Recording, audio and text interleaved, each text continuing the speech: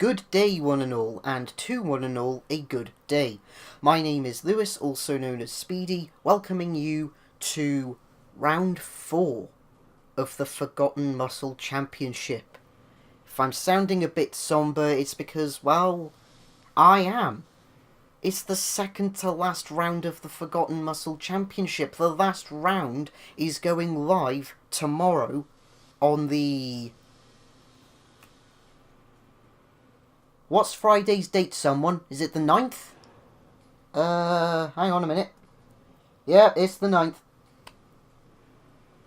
But yeah, it's going live on the 9th of March. Where has this week gone? Seriously. Oh, man. Anyways, let's move on to some flashbacks and reminders. You may or may not recall, in round 3, we were at the Road America full circuit formation, where once again the Dodge Coronet Super B managed to hold on to, I guess, its current title as reigning Forgotten Muscle Championship, well, champion. It only had a 3/4 second split between the Buick GSX. You can say otherwise. That Buick is hungry for a victory. Jesus wept. That Buick is real hungry for a victory. Let's see if it can actually get that victory today. We are going to the Sonoma Grand Prix circuit. This should be pretty interesting. I think some of the shorter straightaways of the course might play more to the advantages of cars like the AMC Javelin and the car you're currently seeing on screen, which is the Mercury Cougar Eliminator. Still, time, as the proverb has it, will tell. Speaking of time, let's not waste any more and get over to the track.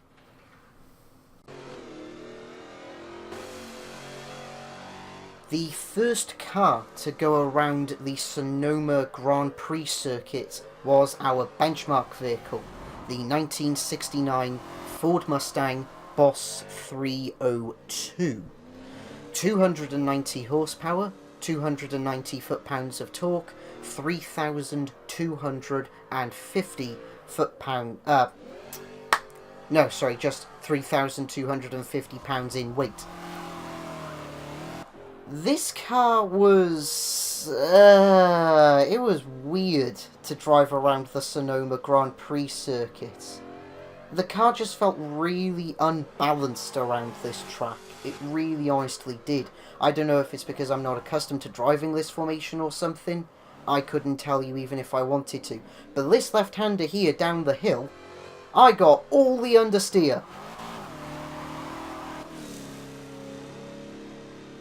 You've got to say it, that's a lot of understeer. That is a lot of understeer, folks.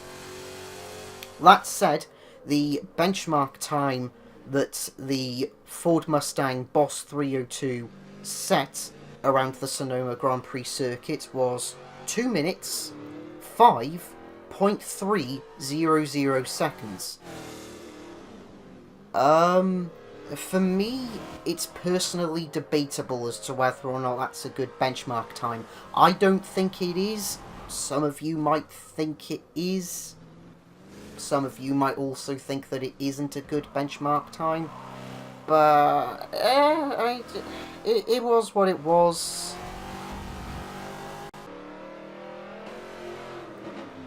The first car to tackle the lap time of the Ford Mustang was this, the 1971 AMC Javelin AMX.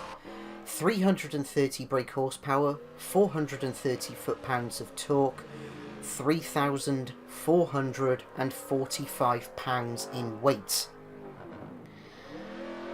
Oh boy.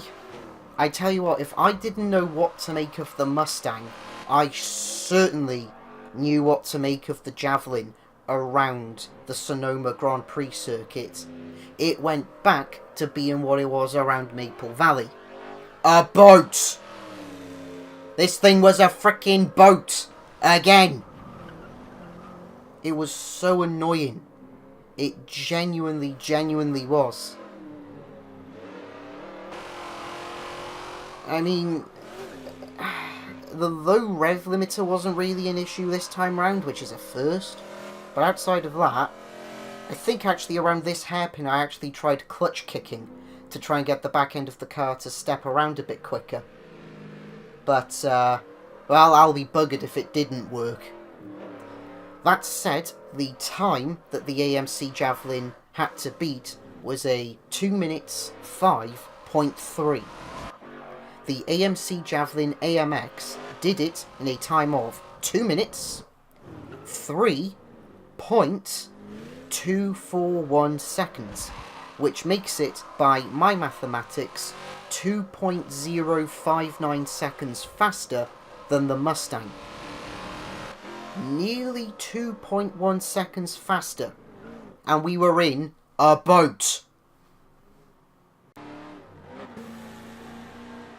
Car number 3 to go around the Sonoma Grand Prix circuit formation was this, the 1970 Buick GSX. 360 brake horsepower, 510 foot-pounds of torque, 3,874 pounds in weight. I will admit, this car did surprise me around Sonoma. The 3-speed transmission, believe it or not, actually wasn't as big of a hindrance as I was originally anticipating. Colour me impressed, whatever colour impressed is. Because I was thoroughly impressed with how this car performed around the Sonoma Grand Prix circuit formation. I really honestly was. I will admit, the first hairpin that's coming up now after this downhill left-hand turn, I may or may not have tried clutch kicking it. It didn't work. Again. At least you can't blame me for trying. That's all I can say. At least you can't blame me for trying. In fact, here it comes, actually. Wait for it, wait for it. There it is. Yeah, as I say, it didn't work, because I effectively just revved the nuts off first gear. Again, you can't blame me for trying. Anyways, the time that the Buick GSX had to beat was a 2 minutes 3.241 seconds, and did it in a time of 2 minutes 2.455 seconds, which, according to the calculator on my phone, is a split of 0.786 seconds. 3/4 of a second, give or take.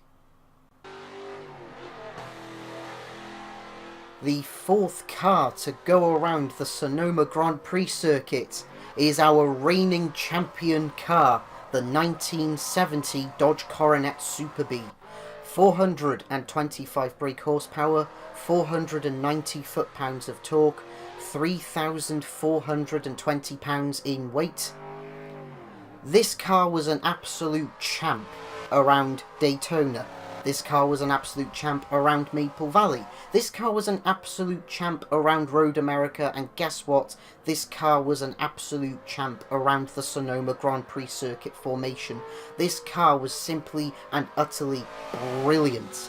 It really honestly was. Bit of body roll, as you can see, but then again, it's a car from the 70s. I think we can excuse that. This hairpin turn, after this downhill left-hander, I don't know how, but I managed to get some airtime on the front right tyre, which unfortunately the replay cameras won't show, but I think you'll still be able to see it. It'll be quite hard to miss. Ready? Hey, up! Man, that thing bounced. Jesus wept. Anyways, the time that the Dodge Coronet Super B had to beat was a 2 minutes 2.455 seconds, a time set by the Buick GSX. Now I hope you're all sitting down for this, because the Buick Coronet Super B did it in a time of 2 minutes 2.477 seconds. 0.022 seconds slower. 0.02 of a second slower. The king is dead. Now, unfortunately, the last 2 laps which would have seen the Mercury Cougar Eliminator and the Pontiac GTO The Judge around Sonoma, can't be shown right now. Not because I don't want to show them. On the contrary, it's not that I don't want to show them. It's more to do with the fact that whilst I was importing the clips from the capture card to my computer, for whatever reason, the accompanying audio files just went nope and gave me a giant metaphoric middle finger. So, unfortunately, I cannot show you the laps for both the Mercury and the Pontiac. I was, however, able to make a note of the lap times that both cars managed to set. Starting with the Mercury Cougar Eliminator, the time it had to beat was a 2 minutes 2.455 seconds, a time that the Buick GSX set. The Mercury Cougar Eliminator, and I hope you're all sitting down for this, did it in a time of 2 minutes 2.346 seconds, which actually makes the Mercury Cougar Eliminator 0.109 seconds faster than the Buick. That was an incredibly short-lived lead that the Buick held over the Coronet. As for the Pontiac, well, as I just said, it had a time of 2 minutes 2.346 seconds to beat, and did its lap in a time of 2 minutes 3.785 seconds, which makes it, by my mathematics, 1.339 seconds slower than the Mercury Cougar Eliminator. So, ladies and gentlemen, who'd have thunk it? The Mercury Cougar Eliminator, of all cars, was the quickest around the Sonoma Grand Prix circuit. Baffling, I know. I'm still astounded. I genuinely am. I couldn't explain that to any of you, even if I tried. That said, however, round 5, the 5th and final round, sadly, of the Forgotten Muscle Championship, will be taking us to the Watkins Glen Short Circuit alternate formation.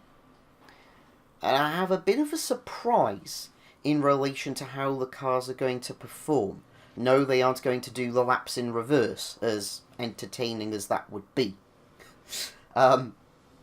Yes, thank you all so much for watching this shortened round of the Forgotten Muscle Championship. If you've enjoyed what you've seen, please do make sure to subscribe, leave us a like, share the video with a couple of your friends, comment down below in the comment section as well if you think that the Mercury Cougar should have been beaten by a better car around Sonoma. My money was on the Coronet, but well, what can I say? I've genuinely fallen in love with the Coronet, and the fact that it's been beaten by, of all things, a Mercury Cougar Eliminator is incredibly distressing. And anyone who says that it isn't is wrong. Anyways, yes, as I was saying, or as I meant to say, if you do subscribe to either my main channel and my gaming channel, first off, thank you. Second, please do make sure to click the little bell icon next to the subscribe button so you can stay up to date with all the shenanigans of the channels. That said, folks, thank you all so much for watching round 4 of the Forgotten Muscle Championship, and until round 5, take care, guys. Take care.